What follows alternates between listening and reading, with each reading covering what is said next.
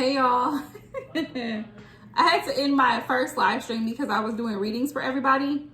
So if you're somebody from my Tarot and Teens Instagram group, let me know. I'm gonna give y'all a minute, okay?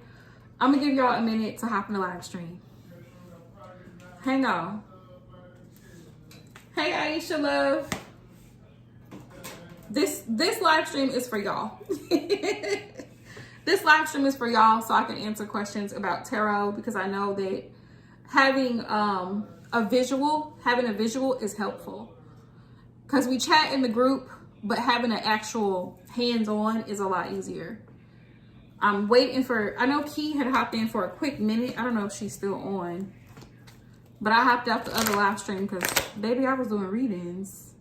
I was doing free readings. Oh, you do? Girl, it's on my profile. It is on my profile. I was thinking about considering like doing, like a personal YouTube to put my stuff there. But then I was thinking I could actually put it here and just put it in a series. So anybody who wants to watch it can see me and one of my sisters. We talked about what we actually experienced there. And I don't think we ever told the story of how we left. That was the last thing I was going to post. And now that you say that, tomorrow I might put that on TikTok. That was my last part of the story in the series, is how we escaped, how we got out.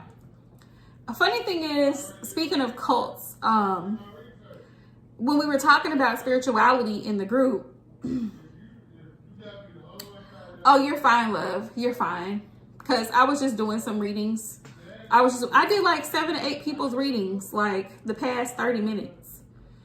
But the conversation we were having in the tarot group about spirituality and deconstructing from Christianity, which is something else that I really plan to talk more about on my channel, is that separating from the church doesn't mean necessarily that you separate from the creator. You know what I mean? Like, you can still believe in God or a higher power, right? A divine power, but not be associated with the church. There are a lot of issues in and of itself with the church.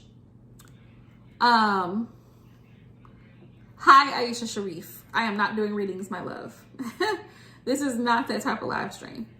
I did readings earlier. This is for my people who are in my group on Instagram that follow me there. But back to what I was saying, Aisha.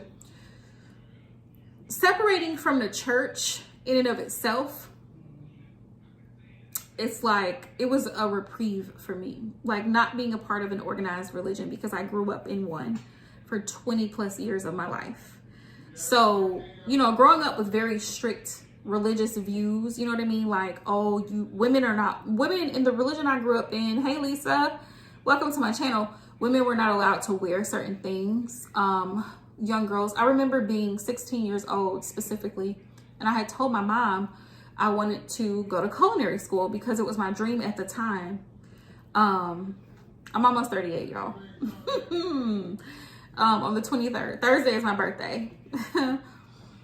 But I remember being 16 and thank you, Dookie. I appreciate that. I remember being 16 and I remember telling my mom that I wanted to go to culinary school. It's called the House of Yahweh. I don't know if you've ever heard of it before, but it's called the House of Yahweh. That's what it's called. If you Google it, they're still very much active. They're still doing their thing. But at the time, the elders in that cult, they were like, no, she doesn't need to do that. She's too young. There's men out there. Mind you, the men within the cult were way worse. And they were like, no, she doesn't need to go. And at the time, I was living in Texas, right? Because the headquarters for the cult is down there. It's in Abilene, Texas. And we were living like 5 minutes outside of Fort Worth area. I don't know if you guys have heard HEB. We were living in that area. So anywho, I wanted to travel to Dallas so that I could go to school. Really, girl, you'll be surprised at how many cults are out there. So anywho, I wanted to go to culinary school. I had told my mom about it. At the time, she had told my stepfather about it. And he was like, well, I have to talk to the elders. Girl, it was this whole mess. It was this whole process where, you know, you have to get permission to let your children. There were so many things that we were not allowed to do as children. And I'm going to say this, and this is why I say, like, I'm a firm believer in the Creator. I'm a firm believer in certain aspects of the church or organized religion in and of itself, like prayer. I definitely believe in prayer. I definitely believe in the power of prayer. I definitely believe in some aspects of the Bible. Just because I'm a tarot reader does not mean that I don't have faith. I do, right? Hi, Sayan. I'm not doing readings. I'm so sorry. I am not doing readings. I'm telling my life story of how I grew up in a cult, right? Just a little snippet. But I'm also giving information to people who follow me on Instagram who are learning to read tarot. So anywho, back to my story. So it was a whole mess. And so my mom told my stepdad about it. And so he talked to the elders of the cult and they were like, no, she can't do it, blah, blah, blah. So shortly after that, they were trying to, thank you, make sure that you subscribe to the channel, like for those of you guys who want to come back later and get readings. So shortly after that, I had counselors, mind you. I had counselors since I was 13 years old within this cult because I was baptized at 13. Because at 13, that's when they considered basically teenagers to be able to make their own decisions. They're at the age where they're able to make those types of decisions. Also, this is the age, mind you, of where they were grooming young girls to be married to men that were 3 times their age. Yes, you heard me correctly. So my counselors came to me. This goes more into my story. And they were asking me about going into the family of the leader of said cult, right? At this age, I was like 15, 16. And I was like, no, ew. Like, ew. This man is like in his freaking 60s. Like, why would I want to be a part of that? Like, you know what I mean? Like, and it's so funny as I think about that now, like at my big age of almost 40, like at 16, I had enough common sense to know that that's just gross and you don't do that. But I can't tell you the amount of young girls that were groomed to go into that man's, to be a part of his harem, to be a part of his, whatever the fuck he had going on that was just, no ma'am. So he was grooming. And they were wanting me to be a part of it. And I was like, no. And at that point in my life, I kind of had a little glimpse of like, I don't think I want to be a part of this forever, like type of situation. Because, you know, in religion, they always tell you like, if you, it's almost like they give you this good girl syndrome, like, or good boy syndrome. You do everything they tell you to do in the church and you tithe and you go to their classes and you pray and you read your scriptures and you do all the things they tell you to do. And that's supposed to give you a ticket to have eternal life or to be a part of a kingdom. So tell me why we're living in poverty. Tell me that. We can barely afford food week to week. Living on the compound, we can barely afford food. It was a hot mess. The whole situation was a hot mess, girl. So if you want to see me and my sister talk about our experience, please go to my TikTok page and you can see it there. I'm trying to figure out how to transfer it. Lucas, absolutely not. Please get out of my live stream. Please get out of my live stream. Do I look like an electrician? Do I look like an electrician?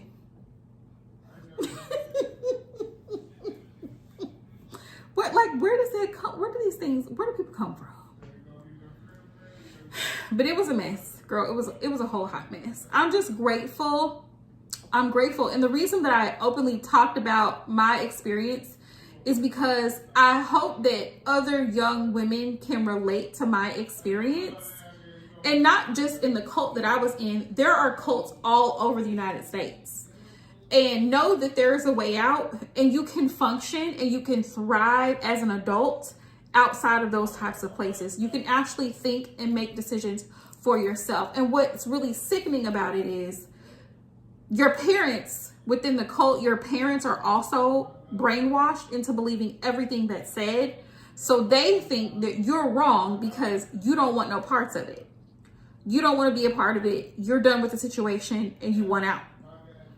But because they believe in it and they've taught you that your whole life, they see you as someone who is like a traitor. You know how the only thing I can relate it to, the cult that I grew up in, is very closely like Jehovah's Witness. It's kind of very similar to that. Like, we did not celebrate holidays or birthdays or any of those types of things. Also low-key similar to Islam, but not to that extreme, because women didn't wear, there came a point in the cult where they stopped allowing women to wear normal clothes. And they had to start wearing like the abayas and the hijab and these different things within like these veils to cover your face and things. So men did not lust after you, or they didn't look at your body. Very extreme. Like it started out as one thing, and as time progressed, it just became more and more insane. More and more insane. And it's just like, where are y'all coming up with all this stuff from? Like, out of nowhere. I can't, the amount of craziness that happened, I can't even put it into one thing. That's why I had to break it up on TikTok. I had to do short videos because I'm like, there's so much shit that happened from the time I was 10 years old to the time I was 31. So the time I was 31. I left there in 2016. I left there. Me and my sisters, we left there in 2016. This is 2025. So that tells you how long I've been outside of it, and I've had to deconstruct, and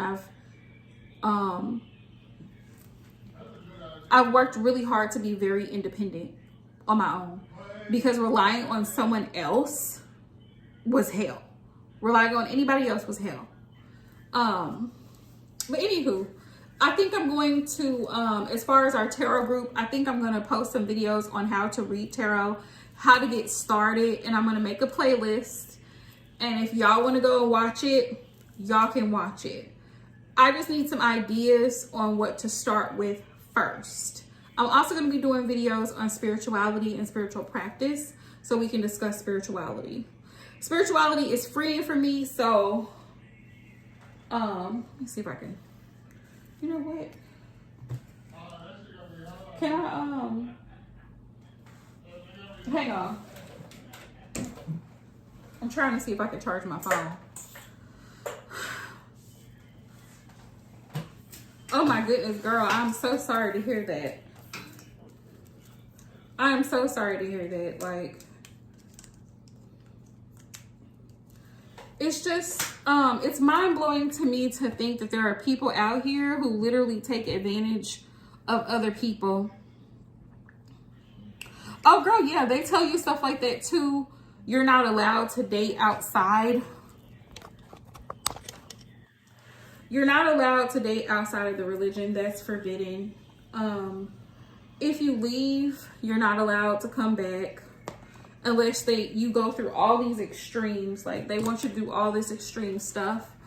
Like, if you decide that you want to repent and convert back to the truth, then you have to go through counselors, and they have you take cleanses, they have you tithe, they have you do all this stuff in order for you to get back in. You have to be rebaptized. It's a whole bunch of BS. And I looked at my mother a couple years back, and I told her, I was like, Mom, I just want you to know I'll never be back there. And I meant every bit of what I said. I will never be back there. I lived it. I don't care for it. I don't want it. It just is what it is. I just don't, the thing about religion that I don't understand is not allowing people to live their life in peace and constantly having to tell people what they can and can't do. It's crazy to me. And then making people believe bullshit. Like, well, if you don't do this, you're not going to be in the kingdom of heaven. Who's been? Let me know when you found somebody that's been to the kingdom of heaven and how they liked it up there. Because the last time I checked, they say the same thing every time the gangsters and criminals die. Girl, yeah, she went back. My mom left shortly after we left because I guess she thought it was a joke. And so she later decided to leave as well. But then just recently, a couple years back, she went back. And so, you know, I'm at this point where my mom is older now. So I'm like, you know what? If that's what she wants to do and that brings her peace, so be it. I respect it. I respect anybody's religious beliefs. I just know what will never work for me. I can't do it. And my biggest issue with organized religion from what I've seen, especially the old Abrahamic religions, you know, they're all about the Hebraic Bible and the children of Israel and all this stuff. You know who get the worst part of it all? Women and children. Women and children. I was actually talking to a very good friend of mine who was also a part of it. I knew her when I was there. She was married to someone and had 3 children by this man. She was not attracted to this man. This marriage was arranged for her. She got out, but not without suffering a lot of abuse. And that's something I cannot stand, is women and children suffering abuse at the hands of a so-called religious leader. No. So yeah, it's something that I take real serious, because people would be like, oh, well, you know, and you always have, the funny part is I work around a lot of people who are heavily Christian. They're heavily Christian, you know, at my job. So I never, I don't talk politics. I don't talk religion. I just don't do it. They're touchy subjects for people in general. And it's like, people automatically assume that you are Christian, or yeah, you go to church, or you celebrate holidays. People automatically assume that. And I think that's so weird. I think that's such a weird thing to automatically expect that. Because, you know, people will automatically be like, Merry Christmas or Happy Birthday, you know, like people automatically expect, or they just openly talk about, oh yeah, and the Lord said, and you know, the Lord said this and the Lord said that, and praise the Lord. They say this at work, like, you know, like everybody's Christian and everybody, you know, and everybody eats the same way. I grew up not eating certain things. So, you know, dietary wise, because that comes along with it. You know what I mean? So everybody assumes that you eat the same way they eat. They assume that you worship the same way they worship. Oh, well, what church do you go to? Well, I go to such and such church, and so I know so and so goes to such and such church. And they're all so open with it. And I'm just like, but the one thing I respect about my job and my coworkers is that they don't ask you personally. They will share their personal things that they do, but they never ask you, well, who is your minister, or who is your priest, or where is your church? Or they won't ask you personally. They'll ask between each other because they've known each other that long. But girl, yes, fasting. When we were a part of the cult, we had what's considered kind of a Jewish thing, Yom Kippur, or known as the Day of Atonement. Every year, fasting a whole complete day every year was a big thing, which I do believe in the benefits of fasting. I think fasting does the body good because it kind of like lets your body go through a reset. You have to prepare your body for fasting. Fasting is not something that you can just jump into. You got to drink. You have to be hydrated. You have to have certain minerals, electrolytes, in order to be able to fast and not eat anything solid for 24 hours. That's a lot. You're asking a lot. But yeah, fasting, tithing, every aspect of your life is controlled by a set of rules by this organization. Marriage, who you can and cannot marry. You have to show up to the congregation. You have to be there 3 times a year. You have to be there every Saturday because it's a Sabbath. Like, there's so many restrictions. You can and can't wear certain things. You can and cannot eat certain things. You can and cannot associate with certain people. It's very, very restrictive right? So for 20 plus years of my life, I lived a very restrictive life, and I don't ever want to do it again. I don't ever want to do it again. I don't ever want to do it again. And even now, like being outside of that and looking at marriage, I look at marriage differently from what I was taught, because it's like being in a cult and being raised in religion my entire life, the concept that I see of marriage within the church is like a woman is supposed to be a man's personal slave, and I don't agree with that at all. I don't agree with that at all. I feel like marriage is supposed to be a partnership, like where you and your spouse work together to build together as a team, as a household, as a family unit.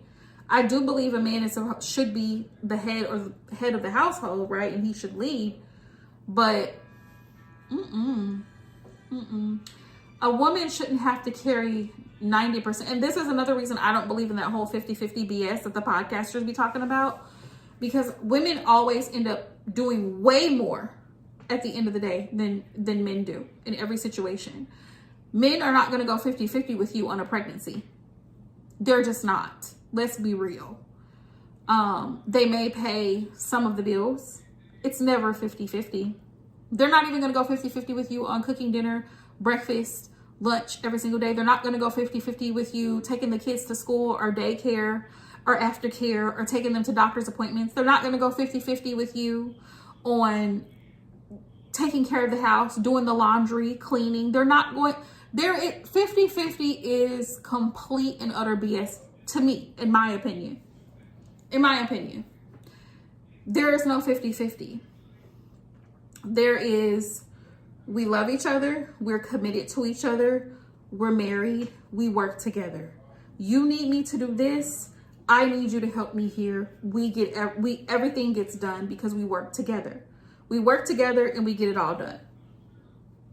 That's my perception of marriage. Now, what everybody else chooses to do is their business. But for me and mine, we're going to work together as a team to get things done, because it's too much for one person. One person shouldn't have to carry the load. If you see I'm slacking, baby, pick up where you see me slacking. And the same vice versa. If I see that you're struggling or you need me to take care of something, of course I'm going to be there. Of course I'm going to support my husband. Of course I'm going to be that person. But I need to know also that you're going to lift me up in the same way. That's how I see it. Maybe that's wrong. Maybe my perception is wrong, but that's just how I see it. That's why I don't care for religion. I don't care for it. Because I don't want to feel like I'm a part of an oppressed dictatorship. That's not what I want for my life. I don't want that. And people will try to convince me otherwise, but I'm not convinced. Also, I believe that fear-mongering, that whole, well, the world is going to end and God's coming to save his chosen people. Why do I have to be afraid to do right? Why can't people just do right to do right? Exactly. Why you gotta scare me with hell? Well, if you living in sin, well, which one is it? If I'm living in sin, I'm going to hell, or is God loving and forgiving? Which one is it? Make it make sense. 1 minute y'all hollering about God is just and he is forgiving and he is compassionate, and then the next minute y'all running around talking about, oh, well, if you're sinning, you're going to hell. Figure it out. What side is it? 1 minute y'all hollering, oh, you shall not murder, you shall not commit adultery, but then the pastor is sleeping with somebody's child within the congregation. Make it make sense. That's what I'm trying to tell you, Aisha. That's what I'm trying to say. Like, 50-50 is nonsense. It's nonsense. At its core, it's selfish. It's selfish. Because what do you mean 50-50? If you can do 50-50 with a roommate, I'm not a roommate. Go check up with one of your homeboys. Because I'm not that. This is not that. You know what I mean? Like, no.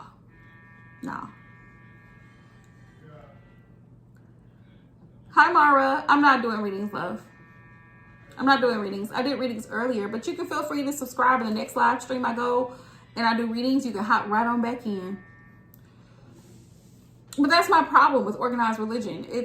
There's so many contradictions. And then it's like, You shall not murder. You shall not murder. And everybody wants to, especially the Christians, they love jumping down women's throats, you know, about being pro-choice because they're pro-life. Y'all weren't pro-life during slavery. Y'all weren't pro-life when people were getting thrown overboard off of ships. Y'all weren't pro-life when y'all were lynching men. Get out of my face. Hey, Ashley Boo.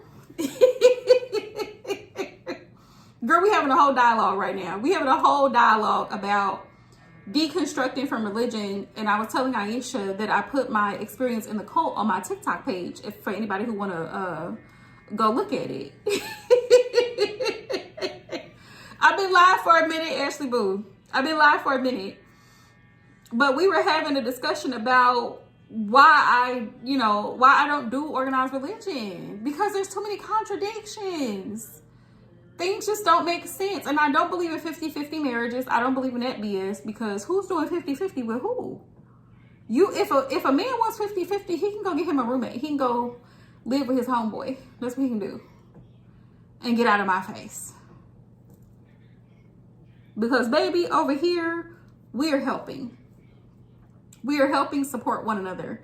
I'm not finna be, men don't 50-50 carry a baby. They don't 50-50 take care of children. They don't 50-50 cook. They don't 50-50 clean. They don't 50-50 do shit. I'm not 50-50 in nothing. If you love me, you're going to help support me. And the same way for you. If I love him, I'm going to support him. I'm going to uplift him. I'm going to be there for him. Period. There's no splitting 50-50. I don't even know who started that. Who started that?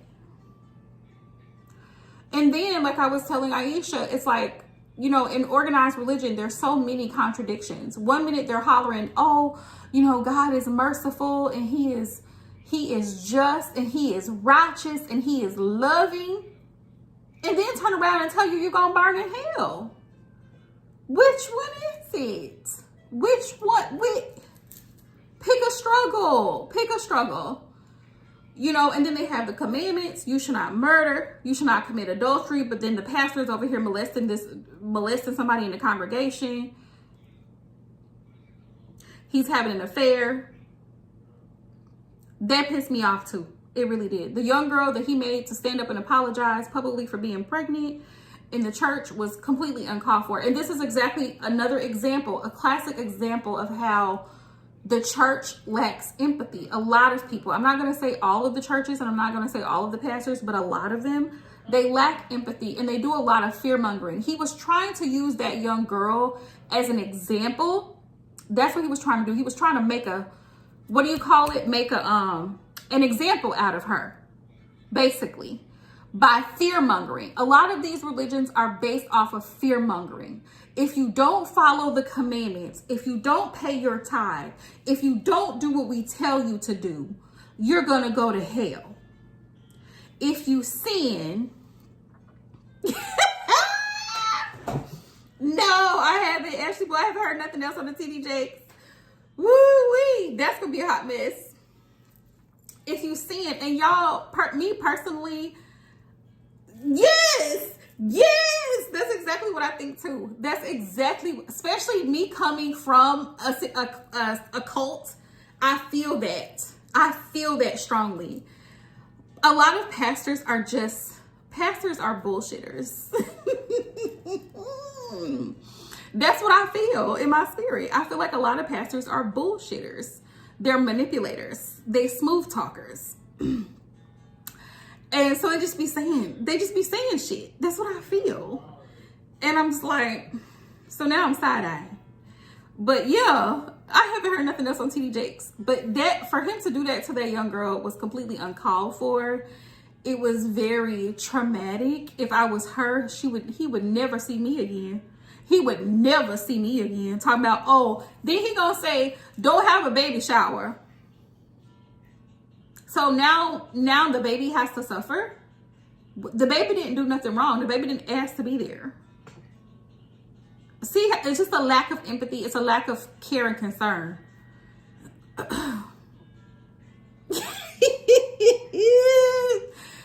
being sued. TD, he probably done said something he should have said. And it goes on. The foolishness goes on and on and on. And that's what I was explaining to Aisha. Like, my problem with organized religion is that there's a lot of BS. And the people that get the short end of the stick are always women. If you notice, it's a pattern. Women, like that young girl, and children. I thought she was underage. I think they said she's 19.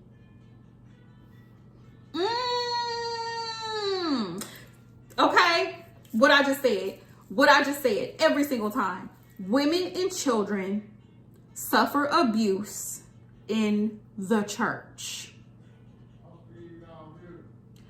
And people love saying, oh, well, all pastors are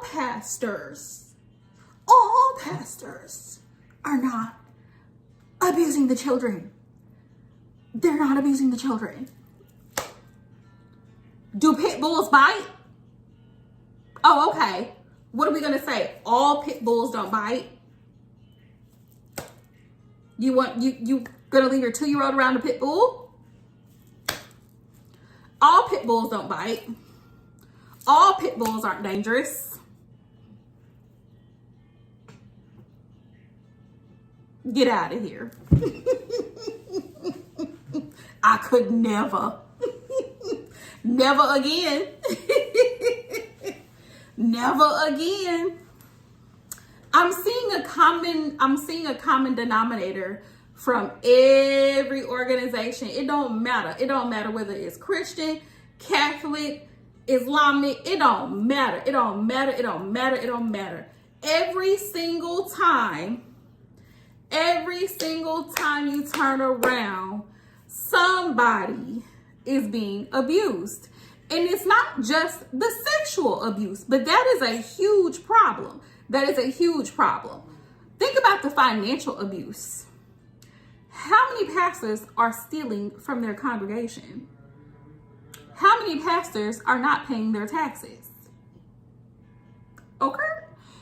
So, but you out here preaching to me, telling me not to steal from God. Okay. Okay. I'm just saying. It's the contradictions for me. It's very much, it's giving lies. It's giving lies. It's giving very much father of lies. That's what it's giving. I'm going to stick with my spiritual side and my spiritual self over here this way. and let the religious folks, they can have it. They can have it. I'm a free spirit. So like having to adhere to a strict, oh, you have to do this every Saturday morning. You have to attend a Sabbath services, 3 times a year. You have to take off work. This was required in the cult that I grew up in. 3 times a year, you have to take off whether your job lets you or not. You are required to leave your job for an entire week to attend a feast, a religious feast, because it is in the name of the Creator and He commands you. He commands you to travel all the way to Texas to be there. Yeah, no thanks. There's always these restrictions. You can eat this, you cannot eat that. You can wear this, you cannot wear that. You can marry, you can't date, and we will arrange the marriage for you. And y'all don't get to see each other until after you're engaged, or what they call betrothed. He doesn't get to see you at all. He doesn't get to talk to you like that. He can talk to you, but he has to write on paper. Like, he can't talk to you over the phone. Like, there's no texting. There's no, he can't talk to you on the phone. Yeah, that part. Marriage is arranged. It's an arranged situation. I guess y'all will fall in love eventually, maybe. But you are there as his wife to have his children, to cook his food, to clean his house, to do whatever he asks you to do. You are his personal servant. These are the problems that I have with organized religion. I don't care, and I don't want no parts. I don't want no parts. And nobody can convince me that it's beautiful, because it's not. It's hell.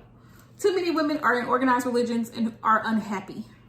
They were married in the church because that's what the church said they should do. So, y'all, bring it on back to tarot, y'all. Bring it on back to tarot. So I was telling Aisha this, I'm going to record some videos on like how to read tarot.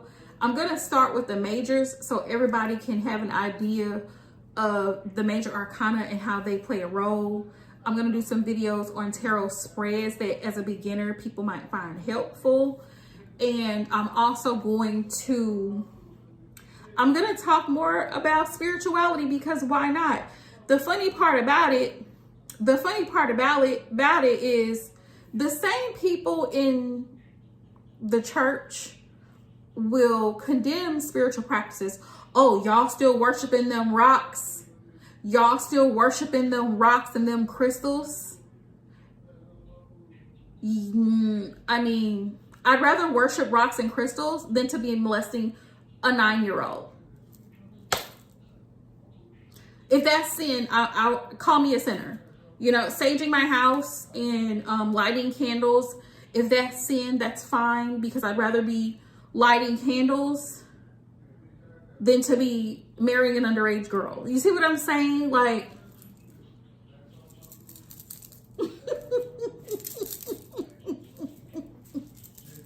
yeah, so I'm spiritual. I mean, we are not the same. The rocks and the crystals aren't harming anyone, right? The sage is saging, but the priest, he's penetrating. He's not preaching, he's penetrating. Me over here, I'm just practicing what I believe, right? I'm minding my business. I'm meditating. I'm saging. Like, we're not the same. Call me crazy. But it's just like, damn. I wish sometimes that people who are heavily into religion could see the foolery. They could see the tomfoolery. And then this whole thing with purity culture, this whole thing, because sex seems to be this whole huge thing where it's an obsession in the church. Everybody wants to talk about, you know, sex outside of marriage, fornication, adultery. But the church is where a majority of that happens. That's where a majority of that happens. And then purity culture is toxic because it teaches you, oh, you have to save yourself for marriage, but he didn't. You mean to tell me I have to be a virgin and he's had 50 whores? What is that? How is that fair? How is that fair to me? Not only that, he's had 50 whores and 50 experiences that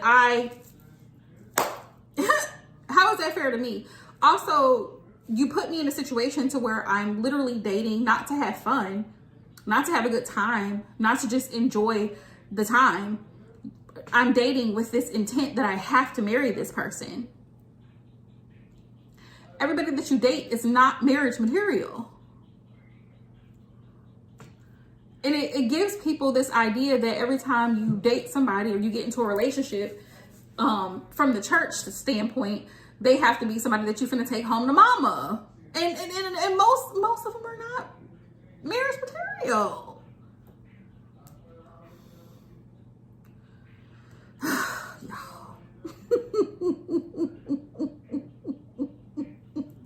It's just, it'd be a hot mess, y'all. It really be a hot mess. Actually, but you gotta keep us updated on TD Jakes. Now I'm gonna go look it up on TikTok, because now I need to know the business. I need to know what's going on with TD Jakes. I need to know what's going on. Y'all, I'm not gonna monetize this live stream because I wasn't even expecting to go this deep into the conversation. But there are a lot of issues that I can see with the church, and why I don't fool with it. Because it just don't make any sense. So thank y'all for hopping in, my loves, and I will see y'all in the app. I will see y'all on IG. Follow me on Instagram if you're not following me on Instagram. My hashtag is All Things Aquarian. I will see y'all there. Peace out, y'all.